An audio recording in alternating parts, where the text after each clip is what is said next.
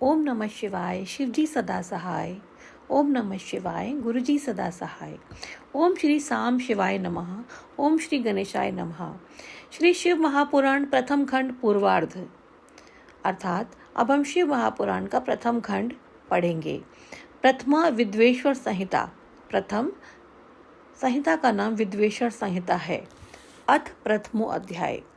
प्रयाग में सूत जी से मुनियों का शीघ्र पापनाश करने वाले साधन के विषय में प्रश्न, जो आदि और अंत में तथा मध्य में भी नित्य मंगल में है, जिनकी समानता अथवा तुलना कहीं भी नहीं है, जो आत्मा के स्वरूप को प्रकाशित करने वाले देवता परमात्मा हैं, जिनके 5 मुख हैं और जो खेल ही खेल में अनायास जगत की रचना, पालन, संहार, अनुग्रह एवं तिरोभाव रूप 5 प्रबल कर्म करते रहते हैं।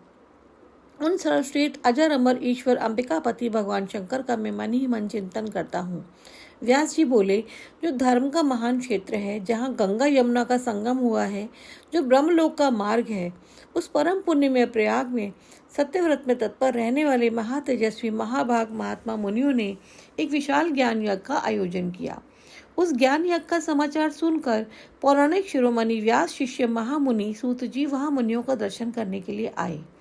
सूत जी को आते देखकर वे सब मुनि इस समय हर्ष से खिल उठे और अत्यंत प्रसन्न चित्त से उन्होंने उनका विधिवत स्वागत सत्कार किया।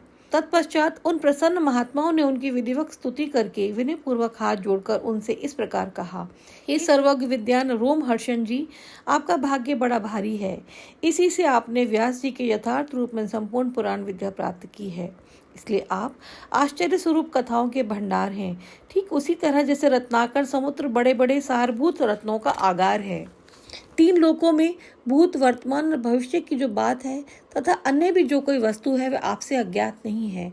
आप हमारे सौभाग्य से इस यज्ञ का दर्शन करने के लिए यहाँ आ गए हैं और इसी ब्याज से हमारा कुछ कल्याण करने वाले हैं, क्योंकि आपका आगमन निरर्थक नहीं हो सकता। हमने पहले भी आपसे शुभ अशुभ तत्व का पूरा वर्णन सुना है, किंतु उससे तृप्ति नहीं होती।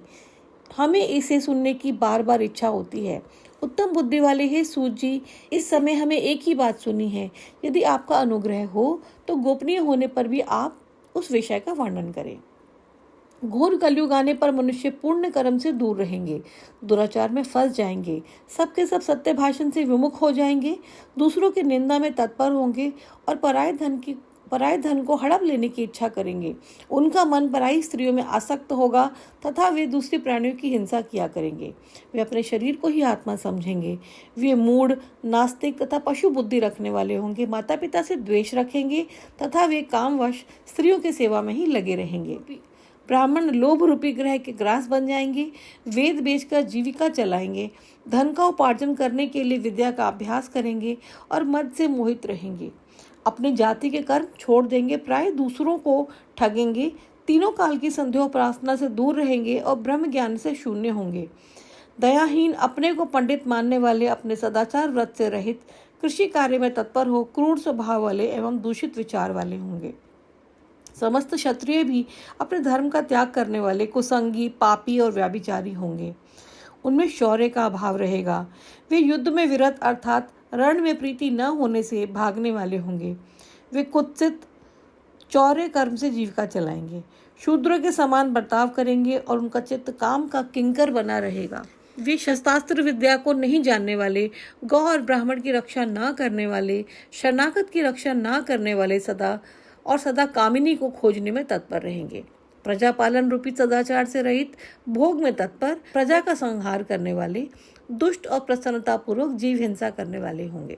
वैश्य, संस्कार भ्रष्ट, सर्वधर्म त्यागी, कुमार्गी, धनोपार्जन परायण तथा नाप तौल में अपनी कुत्सित वृत्ति का परिचय देने वाले होंगे। वे गुरु, देवता, द्विजातियों के प्रति भक्ति शून्य, कुत्सित बुद्धि वाले, द्विजों को भोजन न कराने वाले, प्राय कृपणता के कारण मुट्ठी बांध कर रखने वाले, पराई स्त्रियों के साथ कामरत, मलिन विचार वाले, लोभ और मोह से भ्रमित चित्त वाले, वापी, कूप, तड़ाग आदि के निर्माण तथा यज्ञादि सत्कर्मों में धर्म का त्याग करने वाले होंगे। इसी प्रकार कुछ शूद्र ब्राह्मणों के आचार में तत्पर होंगे उनकी आकृति उज्जवल होगी, अर्थात वे अपना कर्म धर्म छोड़कर उज्जवल वेशभूषा से विभूषित होकर व्यर्थ घूमेंगे। वे मूढ़ होंगे और स्वभावतः ही अपने धर्म का त्याग करने वाले होंगे। वे भांति भांति के तप करने वाले होंगे, द्विजों को अपमानित करेंगे, छोटे बच्चों की अल्प मृत्यु होने के लिए अभिचारिक कर्म करेंगे, मंत्रों के उच्चारण करने में तत्पर रहेंगे, शालग्राम की मूर्ति आदि पूजेंगे, होम करेंगे, किसी न किसी के प्रतिकूल विचार सदा करते रहेंगे, कुटिल स्वभाव वाले होंगे और द्विजों से द्वेष भाव रखने वाले होंगे। वे यदि धनी हुए तो कुकर्म में लग जाएंगे, यदि विद्वान हुए तो विवाद करने वाले होंगे, कथा और उपासना धर्मों के वक्ता होंगे और धर्म का लोप करने वाले होंगे। वे सुंदर राजाओं के समान वेशभूषा धारण करने वाले, दंभी, दानमानी, अतिशयाभिमानी, विप्र आदि को अपना सेवक मानकर अपने को स्वामी मानने वाले होंगे। वे अपने धर्म से शून्य, मृड, वर्ण संकर, क्रूर बुद्धि वाले, महाअभिमानी और सदा चारों वर्णों के धर्म का लोप करने वाले होंगे।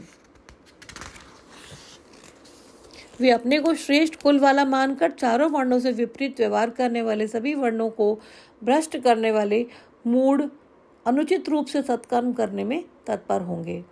कलयुग की स्त्रियां प्राय सदाचार से भ्रष्ट होंगी, पति का अपमान करने वाली होंगी, सास ससुर से द्रोह करेंगी, किसी से भय नहीं मानेंगी और मलिन भोजन करेंगी। वे कुत्सित हाव भाव में तत्पर होंगी, उनका शील स्वभाव बहुत बुरा होगा। वे काम विवल, पर पति से रति करने वाली और अपने पति की सेवा से सदा विमुख रहेंगी। संतानें माता पिता के प्रति श्रद्धा रहित, दुष्ट स्वभाव वाली, असत विद्या पढ़ने वाली और सदा रोगग्रस्त शरीर वाली होंगी।